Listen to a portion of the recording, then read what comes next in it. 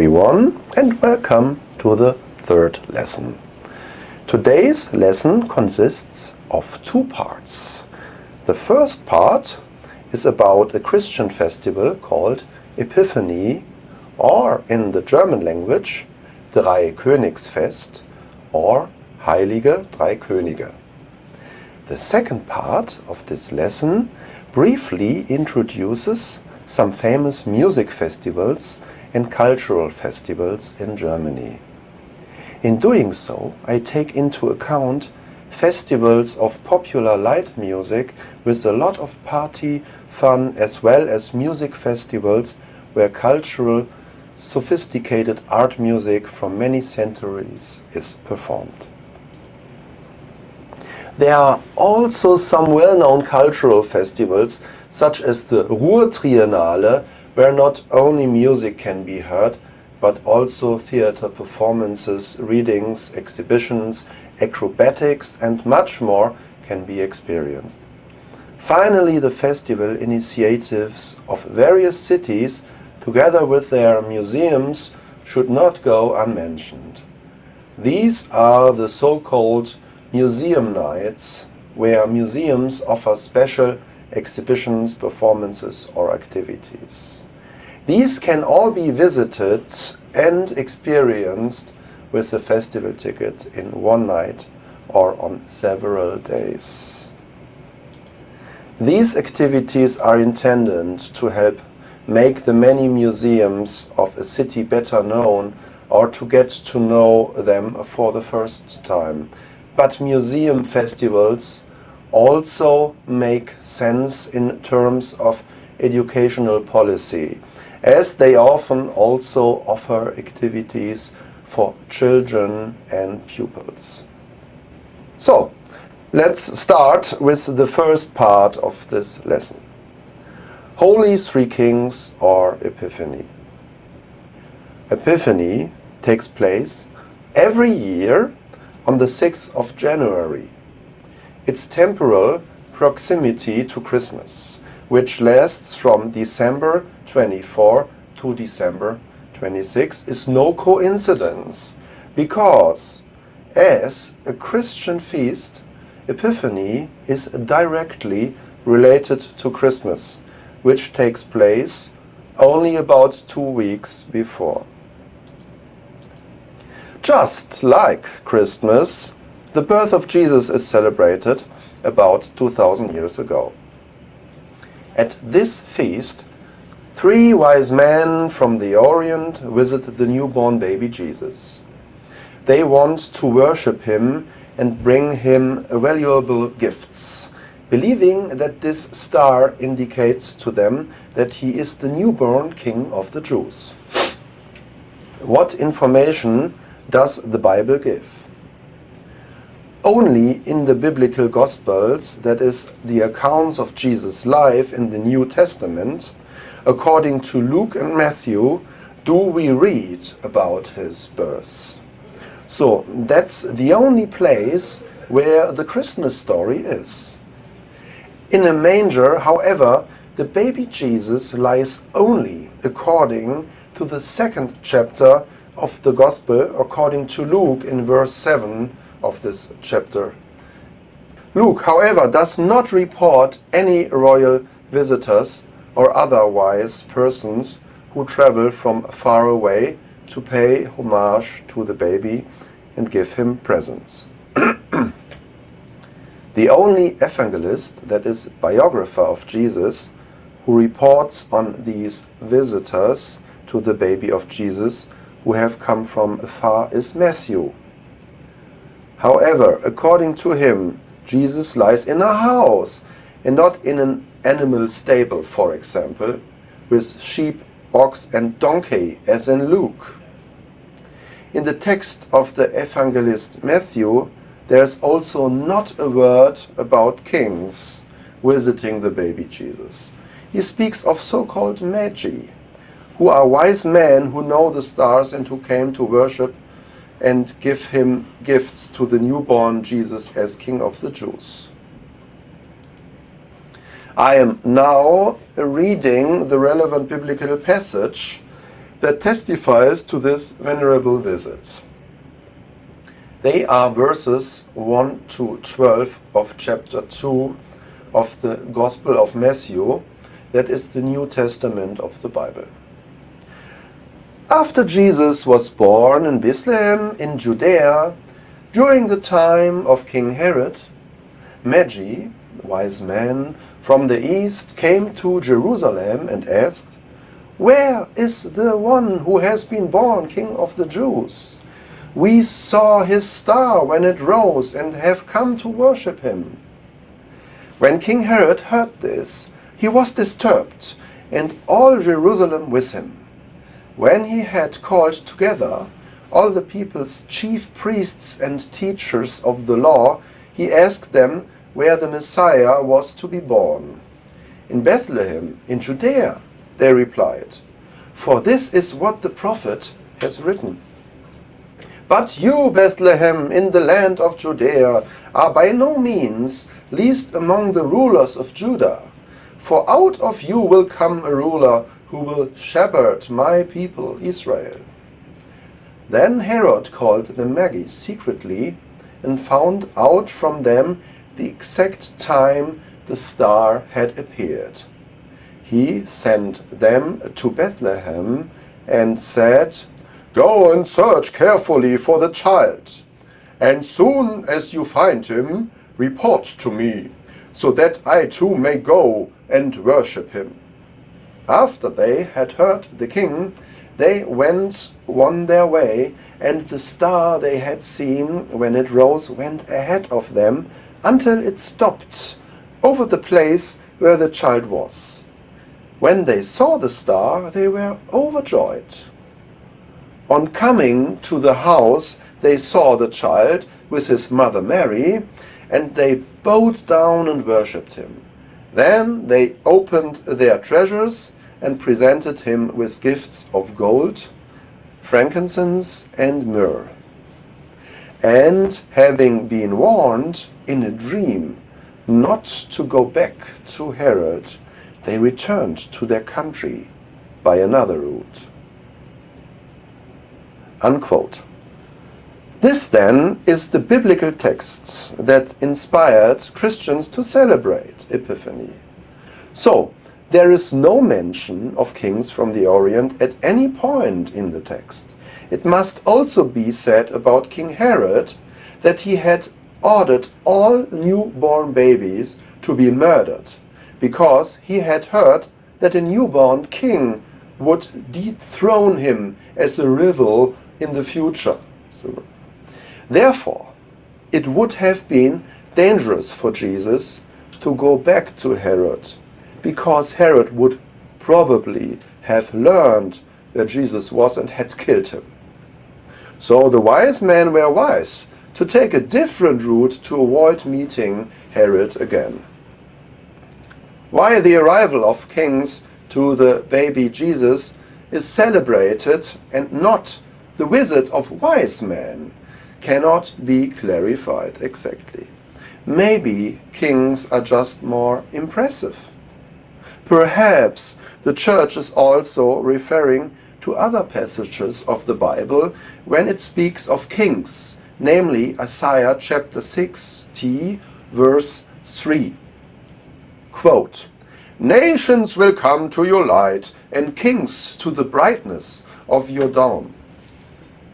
Or the Church also means the same passage in Isaiah where it says 3 verses later, "All they from Sheba shall come, they shall bring gold and incense, and they shall show forth to praise of the Lord." Even clearer is Psalm 72 of Solomon, verse 10 and 11, where it is clearly written that kings are to bring gifts and worship the Lord. Quote, "May the kings of Tarshish and of distant shores bring tributes to him. May the kings of Sheba and Zeba present him gifts. May all kings bow down to him and all nations serve him." Unquote. A few verses later, in verse 15, there is even talk of gifts of gold again. May gold from Sheba be given him, unquote. Whether it is historically correct or not that kings visited Jesus, or that the little baby Jesus was lying in a stable or house, ultimately does not matter for the festival and the tradition, because festivals are not about historical precision, but only about joy and certain messages and content that is conveyed by the traditions. Traditionally, a small stable with figures and animals is placed under the Christmas tree at Christmas. There is a small doll Joseph as the foster father of Jesus and husband of Mary. Mary, the mother of Jesus, the baby Jesus lying in a manger padded with straw and various stable animals such as sheep, a cow and a donkey. On the 6th of January, 3 months, 3 more small dolls join the peaceful scene of the stable. They are the holy 3 kings with their various gifts for the newborn baby Jesus, usually placed one behind the other in front of the stable. The Christmas tree and stable will remain in the living rooms of most German families for another week until the end of the Christmas season. The Christmas season in Germany lasts from December 24 to the Sunday after Holy Three Kings, which is on the 6th of January. As a child, I was always happy when I was allowed to place the 3 royal figures in the stable in the 6th of January. In Germany, however, stables with the baby Jesus are not only found in living rooms. Cow sheets are also being set up in churches. They are, of course, much larger than the miniature edition under the Christmas tree. With some life-size figures, the churches outdo each other in their artistic reenactment of the scene in which the 3 kings pay homage to the Christ child with gifts and praises. The poinsettia which, according to the Bible, led the kings to the manger of Jesus, hovers above the devotional scene in small installations. It is often depicted as a jagged star with a long tail and is reminiscent of a comet. But who were these 3 wise men? Who do historians know about the 3 magi? According to historical research, they were probably not kings but scholars, sages or magicians from Persia. The heartland of what was then the Persian Empire 2,000 years ago roughly corresponds to today's Iran. The English word of these 3 gentlemen, magi, also originally comes from Old Persian, because there they are called Magush.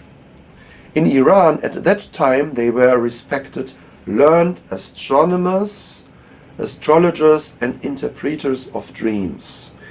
As an astronomer, you know the planets and stars, and as an astrologer, you know how to interpret their effect on the fate of man. According to the belief of the time, they communicate the future, just like dreams. These 3 men were probably such persons who predict the destiny and future according to the stars, planets and dreams. What do the 3 gifts, gold, frankincense and myrrh, mean or symbolize? Why did the magi give these things as presents? These 3 things have symbolic meaning and are meant to show that Jesus is the divine Messiah. Gold stands for the royalty of Jesus. Royal crowns are always made of gold. Incense represents Jesus' divinity. Myrrh symbolized Jesus' sacrificial death on the cross, since before his execution he was given myrrh, wine, as an anesthetic, and his corpse was embalmed with myrrh. The New Testament does not give the names of the Magi.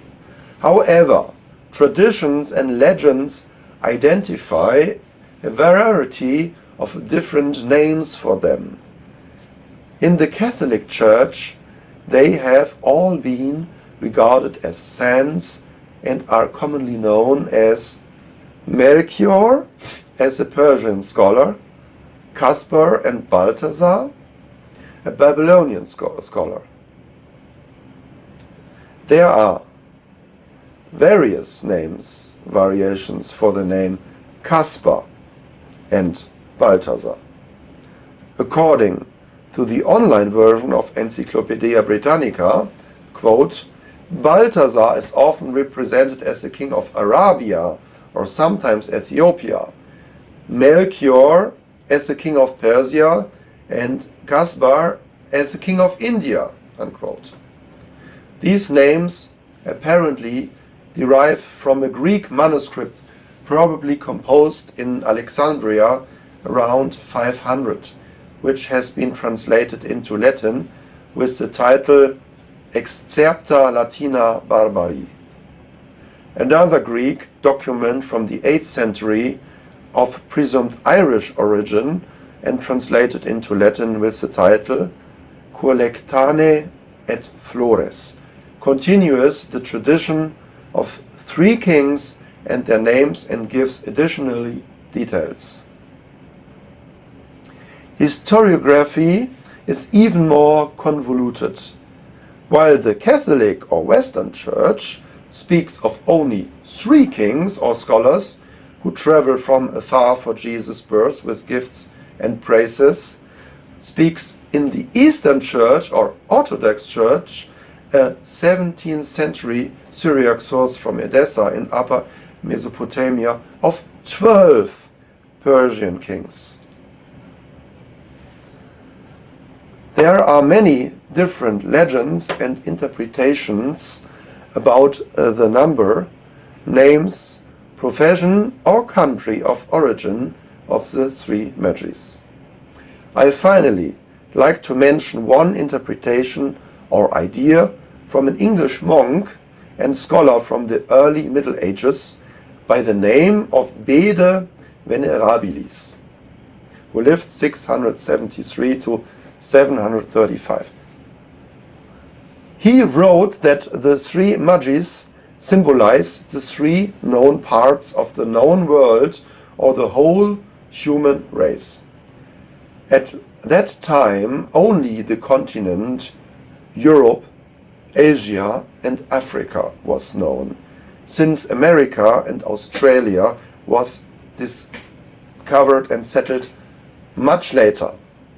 Bede, who is a very important learned author, teacher and scholar, interpreted the Gospel of Matthew as follows, quote, in the mystical sense of the scriptures, the 3 magicians designate the 3 parts of the world: Asia, Africa and Europe, but also the human race, which began with the 3 sons of Noah, unquote. Usually, the youngest king, Caspar, in other sources also Melchior, and more rarely Balthasar, is regarded as a representative of Africa. Let's have the old scriptures and return to the present in Germany. As has already been mentioned, Germany consists of several so-called federal states. Each federal state can determine its own public holidays. That is, determine when there may be no school and a non-working holiday for many areas. That is why the Feast of the Three Kings is not a public holiday in the whole of Germany, but only in the states called Baden-Württemberg, Bavaria and Saxony-Anhalt. In all other federal states, there is a normal working day or school day, even if the Three Kings are still remembered there. What are the traditions of Epiphany in Germany? In addition to the already mentioned placement of the figures of the Magi in front of the stable where the Holy Family, Mary, Joseph and Jesus stay, the so-called Sternsingen, which means star singing, or the action of the star singers, the Sternsinger in Germany, must be mentioned. Star singers are a group of people, mostly children, 3 of whom, according to custom, are dressed as the Three Kings. In the period from Christmas to Epiphany, on January the 6th, star singer groups parade through the community, attach the star singer blessing to the doors of houses and apartments, still sometimes, but rarely with incants, if desired, sing star singers songs and also collect money for charity, mostly for the worldwide support of children in need. The custom of star singing can be traced back to the 16th century and is also known as Three Kings singing or Drei Königs singen in German. What is the star singer's blessing? After the front door has been opened for the star singers and they have recited their song, prayer or poem, they write the traditional star singer blessing on the front doors or the door beams with consecrated chalk. C plus M plus B with the respective year. What does this blessing request, C plus M plus B, of the star singers? The 3 letters have 2 different meanings. On the one hand, there are the first letters of the names of the 3 kings. C stands for Caspar, M for Melchior, and B for Balthasar. The other meaning is the Latin saying, Christus mansionem benedictat, which translates into English as follows: May Christ bless this house. So may God protect this house.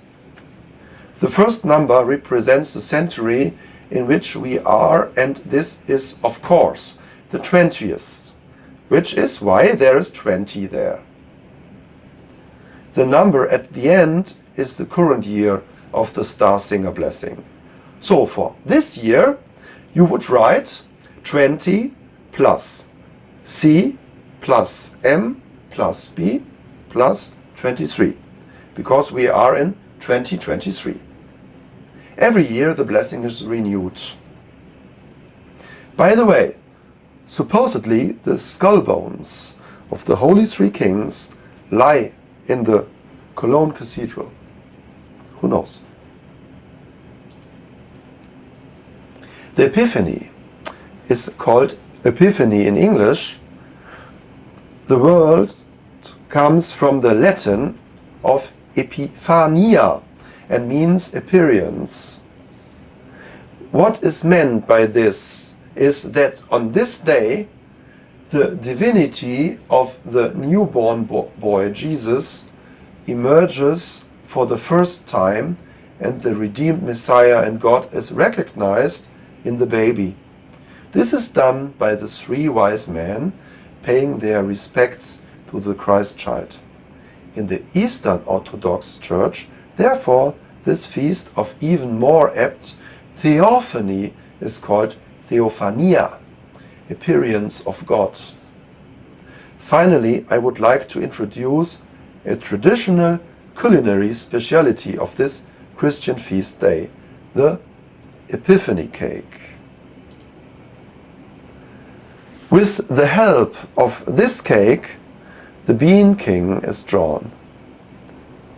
Regionally, the recipes are very different, but what all Epiphany cakes have in common is that a dried bean, an almond, a coin, or another small object, today often a small figure in the shape of a king or baby, is baked in. Whoever comes across this lucky charm while eating is a king for a day. Different variants of the cake are now common mainly in Switzerland, France, England and Spain, Mexico and New Orleans, and are increasingly offered by bakeries in Germany. Now I come to the next parts of this lesson: music and cultural festivals. I will now briefly introduce the versatility of Germany as a country of music and cultural festivals. Only a small overview should be given here, because not all details and festivals offered can be mentioned. I'll start with the historical music festivals. Several historical festivals are offered in Germany, of which the so-called medieval festivals are particularly popular. Mention must be made here of the music festival Festival Medieval in Selb, which is the largest European festival in the field of medieval music. The first Festival Medieval took place in 2008 with around 7,000 visitors attending the kick-off event.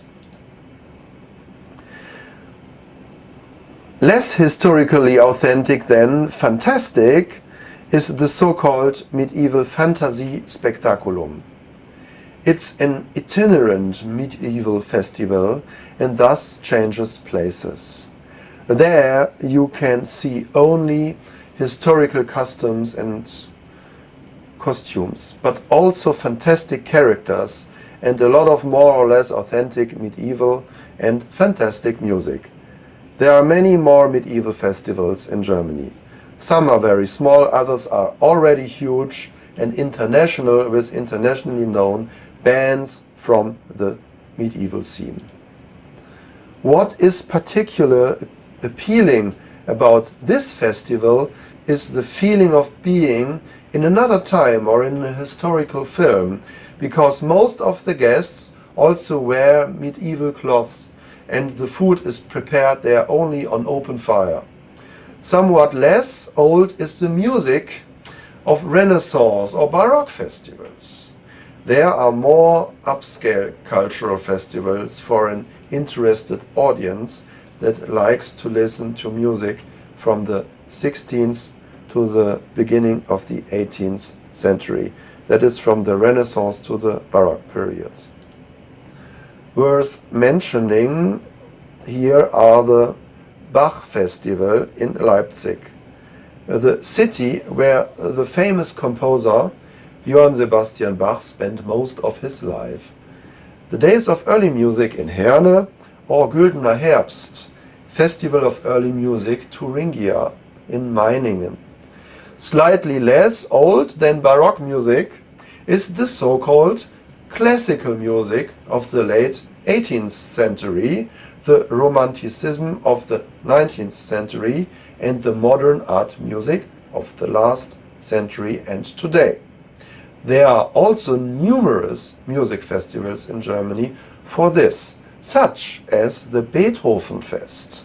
This music festival takes place annually in memory of the world-famous composer Ludwig van Beethoven in his native city of Bonn.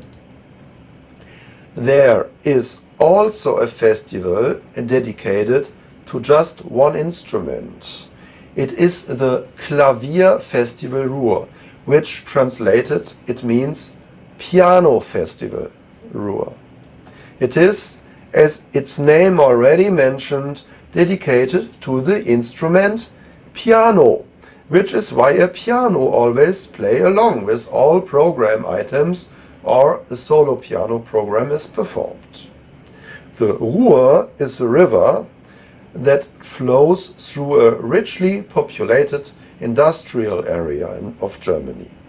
It is named after this river. There, in addition to many factories and work, is also a lot experience culture in the form of theater, art and music. The Ruhr area is the most urban area in Germany. As its name suggests, the Ruhr Triennale Festival also takes place in the Ruhr area. It is an international festival of musical theater, drama, dance, performance, music and visual arts and has been held annually in August and September since 2002.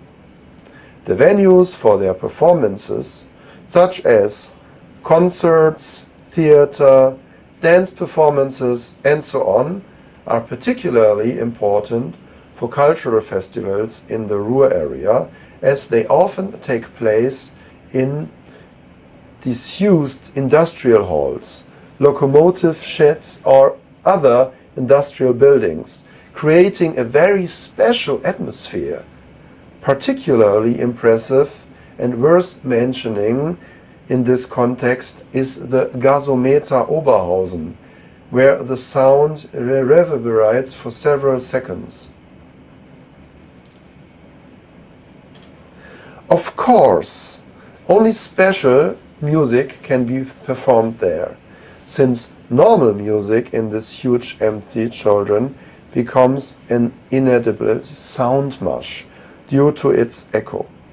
Germany is not only famous for its classical music, but also has good jazz musicians and festivals. As a genuine jazz festival include the Hilden Jazz Days, the Leverkusen Jazz Days or the Düsseldorf Jazz Rally, among many others. Mention has already been made of the Museum Festival, in which all museums in a city are open all night for a combined ticket. They are called Lange Nacht der Museen, or in English, Long Night of Museums, with its special exhibitions, performances and often used light installations that particularly impressive due to the darkness of the light. In addition to culturally demanding festivals, there are of course also large international festivals of popular music in Germany, such as the heavy metal festival Wacken in the small northern German village of Wacken of the same name. Things are heating up there, with lots of beer and mud fits in the rain. Equally crazy is the international wave gothic music festival Mera Luna in Hildesheim. Techno festivals, rave music festivals, reggae festivals such as the Summer Jam at the Fühlinger See in Cologne, or perhaps the most famous and traditional rock festival in Germany called Rock am Ring should be mentioned in conclusion. This concludes our third lesson. See you later and bye bye.